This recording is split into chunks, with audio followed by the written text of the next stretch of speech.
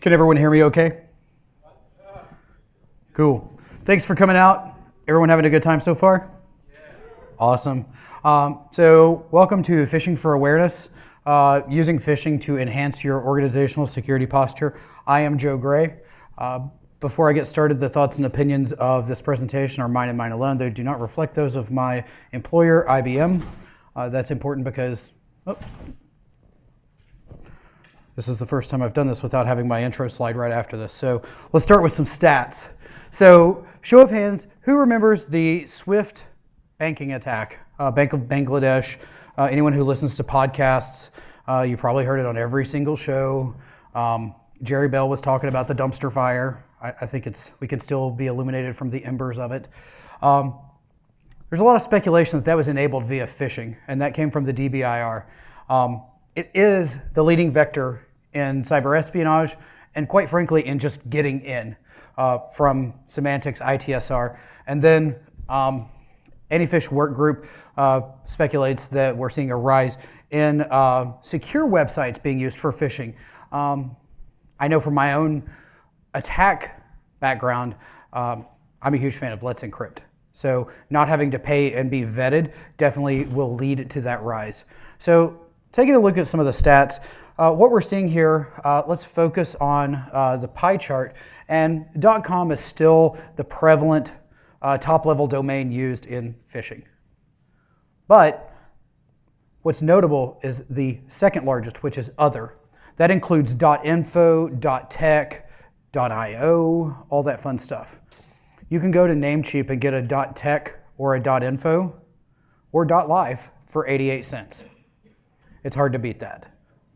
And what we're seeing here to the left basically is just the brand and the domain pairing with that. So we may see fewer brands paired, but more websites or vice versa. And it's really just dealing with domain squatting and typo squatting. So the slide I was expecting earlier about me, I'm a senior security architect at IBM. I've been there for about 4 months. I've lived as a system engineer, sysadmin. My past life, I was a consultant doing blue team type things like firewall configurations, incident response, and the such. I dabble in social engineering quite a bit. I won the DerbyCon Social Engineering Capture the Flag last year. I write blogs here and there, and I have my own blog and podcast, Advanced Persistent Security. So within this presentation, I want to talk about the fundamentals of social engineering and open source intelligence, OSINT. We'll talk a little bit about the applied side of social engineering, because I think for you to effectively understand how to phish your organization from the perspective of awareness to actually have something meaningful out of it, you need to actually emulate the adversary. Where Haroon Mir in 2011 at 44Con stated that pen testers don't emulate the malicious attackers anymore. They emulate other pen testers. You want to emulate your adversary when you're doing these phish, because ultimately what you're trying to do is condition the employees to be used to scrutinizing the emails, scrutinizing the data and saying, is this legitimate or not? Do I expect this? And just have that whole logic tree to go down. So in order to do that effectively, you don't want to send them something that's absolute garbage that they can tell, yeah, this is a phish, it came from security. I'm just going to delete this and they'll be out of my hair. We'll talk a little bit about automated phishing versus manual phishing, planning, metrics, mitigation, and training. So with that, what is social engineering? If you want to summarize it very simply, it's the art of human hacking. It is getting people to say or do things they shouldn't otherwise do. You're basically just going to bypass technology. I don't care if you have a $500,000 firewall, a $5 trillion security budget. If I can get your firewall administrator to open up port 4444, Metasploit is coming in. That's just the reality of it. It doesn't matter what technologies you're using. If I can call the help desk and get them to reset a public-facing password, I'm in. So really, this is one of those times that you really have to focus on the basics. I've got these 3 books here just solely on the premise of if you want to get into social engineering, this is where you start.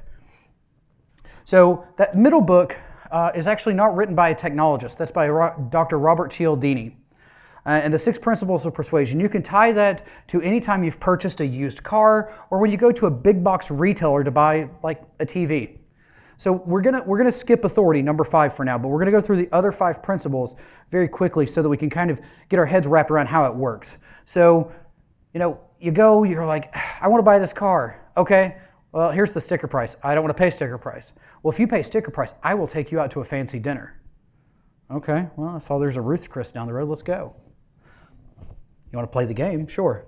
Commitment and consistency. You have always purchased cars from me. I have never done you wrong. I am consistently the sales guy that I will put my neck on the line for you. Social proof. Being a 30-something-year-old male and trying to buy a car, they're like, hey, how about this 2-seater? How about gas mileage? Sorry, no, not interested. All the cool kids are driving these Z4 Roadsters. Yeah, that's cool. I'd rather look at my Passat. Come on, let me see the Volkswagens. By a show of hands, who here has, with salespeople, who's met a salesperson who didn't at least appear to be likable? Understanding, some are just straight up not likable, but they at least try to appear that way, right? And then, of course, the used car salesman. Someone just came, they looked at this car, they wanted it. They went down the street to the bank to get financed. If you can get financed before them, it's yours. Someone actually tried that on me whenever I purchased my last car. I was like, it's Sunday night at 7 o'clock. What bank is open right now? And in this day and age, when people are buying cars, typically they're either financed when they show up to the lot or they plan on getting financing at the lot. If they were going to go to the bank, they would have already been to the bank. Good try.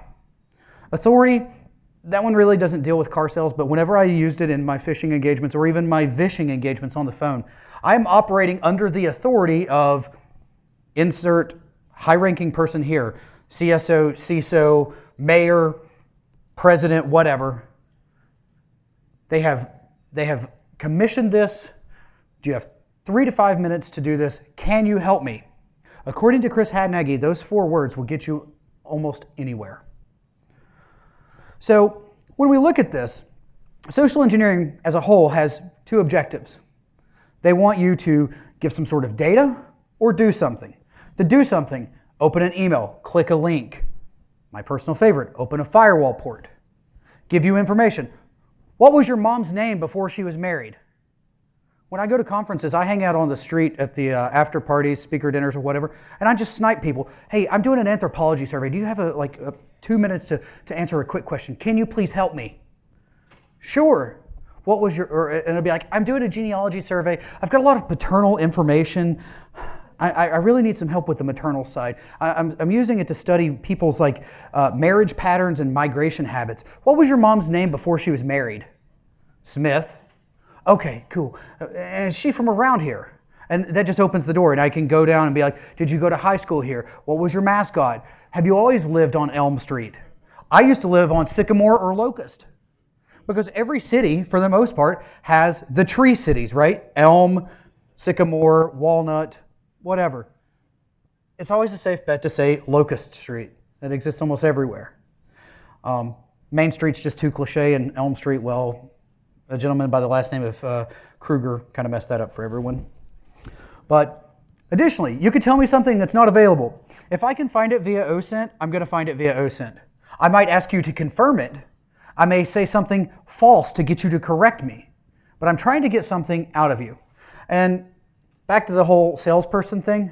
Oh, you're not an influencer or a decision maker. You're not the person to sell to. Can you tell me who is? Who is a better target?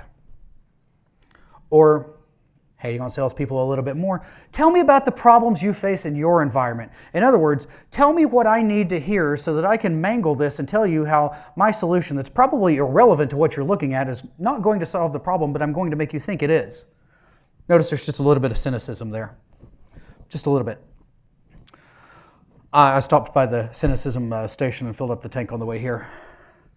So with OSINT, so basically, what is it? And this definition actually came from CIA's website. So seeing as they have the word intelligence in their agency title, in theory, they should have some knowledge about different types of intelligence, right? So basically, it's drawn from the internet, from mass media, from journals, photos, and geospatial information. You've got your Google Maps, your Bing Maps. One of my personal favorites, Melissa Data. You can look at property records. You can find out who someone's landlord is. That sets up a really good fish. Photos, the metadata. It's beautiful. You can even, if it's not scrubbed, you can find out what kind of iPhone they were using, which direction they were holding the phone, whether it be vertical or horizontal, and the latitude and longitude, all from the metadata. You can look at the reflections in the pictures. You can look at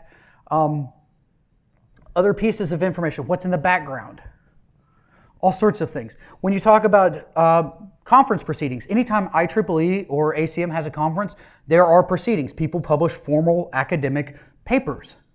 That gives us OSINT. We can get username. We might get usernames via email addresses. We may get phone numbers. We may find out interests. There's all sorts of data to find out about the target. So more about where we get OSINT. I like to get it from bars. A few drinks into anyone and, they just start to tell you everything. There's a restaurant where I live in Tennessee. It's a Thai restaurant. If you sit in the bar area, there's these little portholes that go into the dining room. You would not believe the number of deals I've heard go south because people got too aggressive on their social engineering. Because really, social engineering and sales it's the same thing. I was walking around a Macy's in Atlanta, Georgia about 2.5 years ago around Christmas. And I hear someone on the phone, 4867530990357684, expiration date 13 of 2020. That's not a real card number, by the way. If you listen to it again, it's 48675309, and then the same thing backwards. By a show of hands, who in here does not have a social media account whatsoever? Okay, friends, family, parents, siblings, do they? With you as well? All right, I suggest you actually get one so that you can control your own image. That way you don't have people impersonating you. All you gotta do is create an account, set the post setting to only me, upload a picture of yourself, and never post again. That's all you have to do. And then that way it actually works with the image recognition software. Back windshields. I can't count the number of times I've almost crashed my car looking at back windshields. During the social engineering capture the flag forums, there was a former employee of my target company who had been asking for technical support on a mailing list. Not a big deal, we all do it. He did not scrub his email address out of his signature line, so when I searched for the regular expression of @company.topleveldomain, there it was. So now I know what kind of storage system they have. He also had a configuration file there, which had some network parameters in it. Thank you very much. And then in one of his comments, it actually listed a username. I used that to pivot to GitHub, and I found several other scripts that he had written for that company as well, including Netflix ICE to estimate his AWS usage, Nagios scripts, and Red Hat update scripts. Nagios, okay, you might use that at home. Netflix ICE, you may use at home. Red Hat update scripts, that's probably not for home use. He left the company in July 2016. June 2016, he stopped writing in 3 languages. September, he started uploading to GitHub in 3 different languages. So now I know which languages his current employer uses and what his previous employer uses. Search engines. Your Google foo, if you're doing OSINT, must be strong. Because that's really what it boils down to. Oh, sorry. Here's an example of a back windshield. So very briefly, here's what we can tell from it. Dad, he either works out a lot or he likes to think he's jacked. 5 a.m., 5 p.m., he's probably in the gym. He might be at Planet Fitness shoving the donuts in his mouth, or he might be at Gold's like actually working out. He might not be fun to tangle with. Mom's a teacher. If you're thinking of this from the lens of I want to break into their house, you want to do it during school hours. John, he's old enough to play competitive soccer. There's a good chance his team's schedule is online. You can also find out how often they practice. That's going to be time that he won't be home. Neil, he's a skater. Introduce him to an old punk band. Introduce him to the Exploited or the Casualties. I always like to try to list a punk band in the area, and I know the Casualties are from New York, so there we go. Introduce him to the Casualties. Build rapport with him. Maybe he'll let you in. I mean, it might be a little creepy too. Jessica's the curveball. You can't tell how old she is. Is she old enough to stay home alone? Does she have any hobbies? What? You don't know. With the dogs.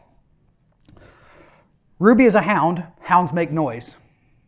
I don't advocate harming animals, so if you did choose to break into this house, take some dog biscuits or some dog bones, because if you feed a dog, you're their friend forever. So looking at this at how they mesh, basically they both capitalize off of human weakness and the human desire to share information with each other, whether it be for status or just because they want you to know what they ate last night. I like to irritate people when I go to restaurants. I just take pictures of my food and never post it. And I make sure the flash is on just to irritate the people around me. I got some funny looks at Joe's Pizza last night, actually. But anyway, with the OSINT, you can actually use that for the context for the contact, as I call it. If I know that you were delayed in your flight to Amsterdam by United Air in Newark, I'm going to call you as United Air and be like, hi, I understand that you were delayed and missed a meeting because you were held over in Newark. I would like to help you out. Can you please confirm some information for me? I can find out what his address is before I call him. I'll just mispronounce the street name and get him to correct me. I can send him an email, same thing. There's so many ways to go about it. You might even be able to guess passwords. There's a tool on GitHub called Passwordology. You can put in things like spouse, children, most commonly used words, and it will actually create an alternated password list. So it will do the character substitutions for you. So with it, we're going to use that OSINT for vishing, phishing, pretexting, impersonation. If you know the company that handles the logistics of trash at your target company, like in Eastern Tennessee where I live, it's all waste management. They drive white trucks and they wear green shirts with a yellow and green logo. How hard do you think it would be for me to come across one of those? Not very. I get the logo. I can even get a magnet made and go rent a white pickup truck, smack the magnet on the side, come up with the story, go get a bunch of trash, put it in the back of the truck, drive out, and the company's not going to know any different. So why am I focusing only on phishing? Well, realistically, we shouldn't, but it is the most common. We're seeing a rise in baiting. Yes, that's happening. People are trying to give out their mixtapes. It'll mix up your bytes and bits in some files and give you some ransom if you'd like to pay some Bitcoin. Phishing happens, but they've not really reached the level of legitimacy yet.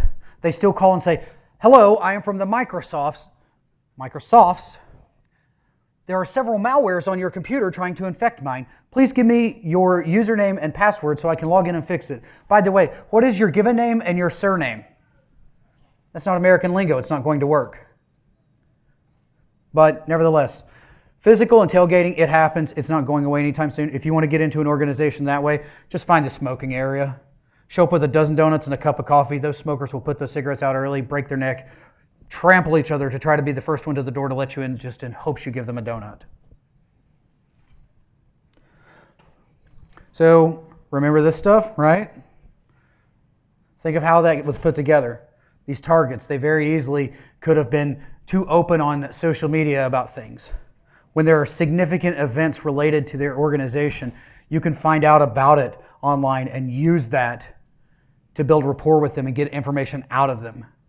Or just have them trust you. Hey, we met at the such and such hotel in Cancun. You remember you were trying that one tequila and it was amazing. And I told you I was only a huge fan of Don Julio, but you introduced me to it and it was incredible. It works. When I was doing the SECTF, that company was in Louisville, Kentucky. I found out via looking at TripAdvisor, Yelp, and several other review sites that people in Louisville, Kentucky like three things. Obviously, we know the first one's going to be bourbon, right? There are a lot of foodies in the area, and they were huge fans of craft beer. So when I got to Louisville, I went to a craft beer store and I wrote down the names of 3 or 4 craft beers. So when I was on the phone with someone, I was able to say, oh yeah, I'm getting ready to try this craft beer after work today. I'm hoping it's amazing. My friends have said nothing but great things about it. Person on the other phone, oh, I've had that. That's great.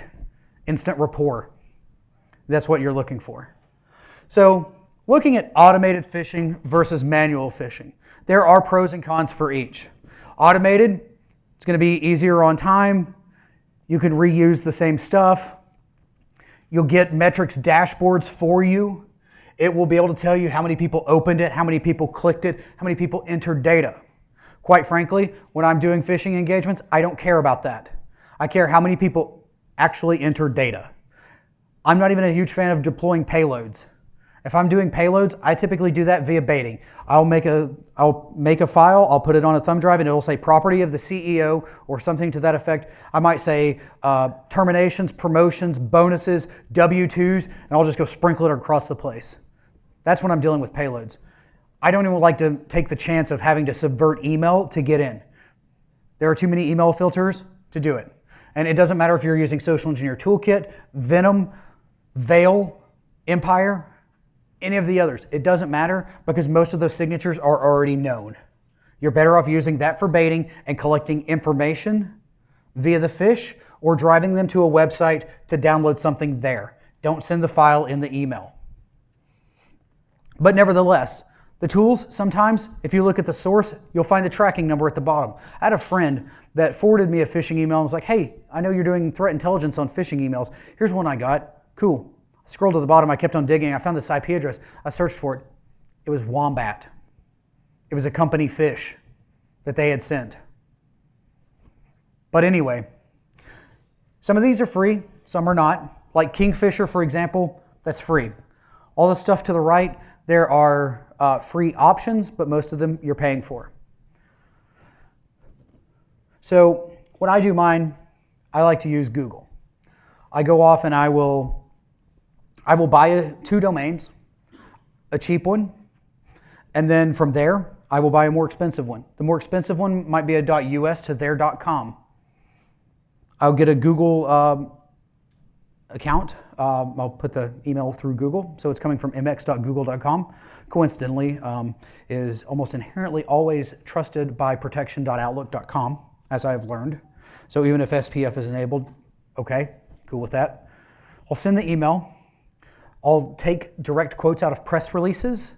I will take any data I can find publicly and put into it. I will actually try to steal someone's signature line to use. That way I have the logo too.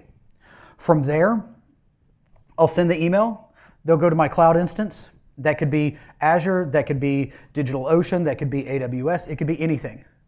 I have Let's Encrypt on it. So that whole old adage of if it's not HTTPS, don't trust it. Yep, okay, cool, I don't mind. Tell them that all day. They can trust mine.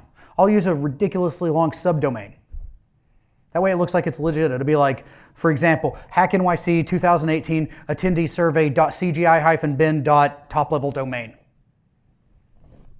That'll get past most people. And then I don't even use a database. I capture everything in the GET request, understanding that that's not the most secure way to do it, but that's one less port I have to have running on the host as well. It's going to store everything in the Apache log. I write a regular expression, I parse it out, there's the metrics I provide to the customer. Very simple. So when we do this, we have to look at the planning of it. What are we doing? When are we doing it? How are we doing it? For example, here are some flavors of the month I use. W-2s in January, everybody loves their W-2s, right? Get those taxes done. In November, everybody wants a free turkey from Oprah. Everybody. October to December, it's insurance open enrollment season. You find out who the insurance company is, you've got them. You need to know what level of difficulty. Are you throwing the kitchen sink at them initially, or are you throwing them a softball? I say throw something moderately hard on the first try and adjust as necessary. Do you train them before or after the phish? I say do a phish without training, then start the training curriculum and adjust your difficulty based on that. In terms of the metrics, what are we measuring? Again, clicks, opens, executions. We have to factor in how many people reported it and what was the response time after it was reported. That's why I've got those asterisks there, because honestly, that's the meaningful stuff. When someone clicks a phish, you want them to report it. I don't care if they click on it. I want them to report me. I want to get blocked. I like pwning things, don't get me wrong. But at the end of the day, I want to be blocked. So looking at the mitigations, there are several things you can do. You can use Proofpoint. Malware protection does some things. IDS does some stuff. But most importantly, do open source intelligence and social engineering campaigns on your employees. Here's the caveat. Don't do OSINT against your employees yourself. Hire someone else to do it so they can parse out the signal from the noise and tell you only what is relevant to your company. You do not want to betray the trust of your employees. If you run OSINT against your employees, that's going to betray the trust because they're going to see it as you're snooping on them and you're going to try to use that stuff against them. You don't want that. Of course, you've got your policies and your procedures. Yep, okay, standard talk. Train them. Train them about insider threat. An untrained user is a passive insider threat. Train them about social engineering threats and where people get OSINT. Make them cognizant of what they're posting and how it can be used against them. Most people are just naive and don't realize it. They don't realize that by posting a selfie with their company badge, someone could clone that badge and sneak in. Have your role-based training. HR deals with different problems than executives, than IT, than help desk. Some directors, like HR, are expected to open emails with attachments and open the attachments from the outside. Set up mitigations to protect them. Don't beat them over the head with the book when they open it because they were just doing their job. You should have designed it better. When you're training people, define who to report things to, how to report it. Don't say just to security. Say to this security hotline at 888-867-5309. Or text this number. Go on this Slack channel. Send your carrier pigeon here. Do this smoke signal. Morse code this. Shake the Campbell soup can on a string 3 times and we'll answer it. Whatever. I'll give you a hint. If someone's clicked to phish, you probably don't want them notifying you via email. It's safe to say they're probably compromised. What actions do you want them to take? Do you want them to unplug from the wall, from the network? What? I recommend using a specific color network cable just so you can say, if you click a phish, unplug the yellow cable. I can tell my mom to unplug the yellow cable, she can do that. If every cable in the back of the computer is black and I say unplug the network cable, everything's getting unplugged, even the mouse. Don't go with something generic. This is exactly what we want you to do. Do it. And then consider gamifying it. Be careful, if you gamify it too much, you'll have the Wells Fargo outcome and people will be creating fake accounts and they'll be getting on phishing lists just to get the most phish in a month so they can get the Starbucks gift card. So transitioning, that's kind of basically it on the phishing side. I just want to make you aware of a mentor project that I'm running in partnership with Peerless called Through the Hacking Glass. In essence, it addresses 5 roles. That would be hardening, attack, monitoring, respond, and analyze, basically the life cycle, on 5 levels of difficulty, being paired with a mentor or a mentee is appropriate. Free, if you want to know more, there's that contact information. If you shoot an email to it, I'll respond to you. Here's my contact information. I'm a little bit of everywhere. Sir, can you go back to the last slide? Sure.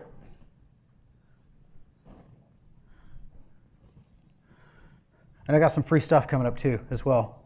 So, all right, so here's my contact information. I'll have that again on a later slide as well, so I'm just going to move forward briefly. Here's my future speaking engagements. I'm leaving directly from here to go to Boston for Source Boston, so if anyone's coming to that, I'll see you there. In bold, SERI, Social Engineer Rhode Island. It's in Newport in June. I'm actually debuting an 8-hour social engineering and open source intelligence course through EC Council. If you want to take a look at that. There's the rest of the schedule. Here's the free stuff. Anybody that wants to come to Hacker Halted in Atlanta, here's a free coupon code. It's $200 value otherwise. And while I've got this up, any questions while we got a few more minutes? Yes? Got to use the mic.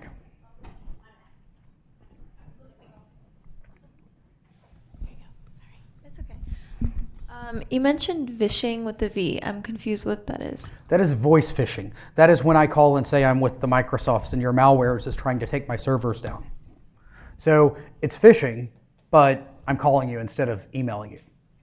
So I'll spoof a number, like my personal favorite. I've actually taken down a financial institution with this. It was part of a pen test. Basically, I spoofed legal's number. I called their CFO. I gave a sob story. Can you please help me? He gave me his email address. I sent him a link. He clicked it a few times. He emailed me back. He said, hey, that link doesn't work. Can you send a file? So I send a macro-enabled Word doc. He opens it twice. Nothing really happens. He emails me back, hey, there's something wrong with that file. Can you get with your professor and verify that's the right file? So I was like, yeah, I've got class tomorrow. I'll send it to you on Friday. On Friday, 10 a.m., here goes an executable. Bam. He has local admin. We get a shell. Mimi cats later. Domain admin, game over. We didn't even run a port scan. Not even. Any other questions? Yes, sir. So my first question is, how often do you experience hackbacks? I've not yet. No, you haven't. So if you say have a fake Microsoft login, try and phish somebody's 365 account, what if they just flood that with fake usernames and passwords so that you lose basically all semblance of realistic data? What would you do for that? Well, I'm not out phishing and social engineering the wild, so I really don't run across that too often. In my days of doing social engineering engagements, it was all for clients, and most of them did not have the sophistication to do that. I will say that when I'm heavy into threat intelligence, it comes in ebbs and flows. When I set up my honeypot network, I've got one that actually will do just that to someone. Nice. So it's not to say that it doesn't happen, though. That was it. That was two-parter. Any other questions, complaints, comments, grievances? Yes, ma'am. I don't need a mic.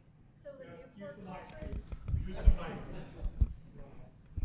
Thank you. The Newport conference that you're talking about, is that Newport, New Jersey, or?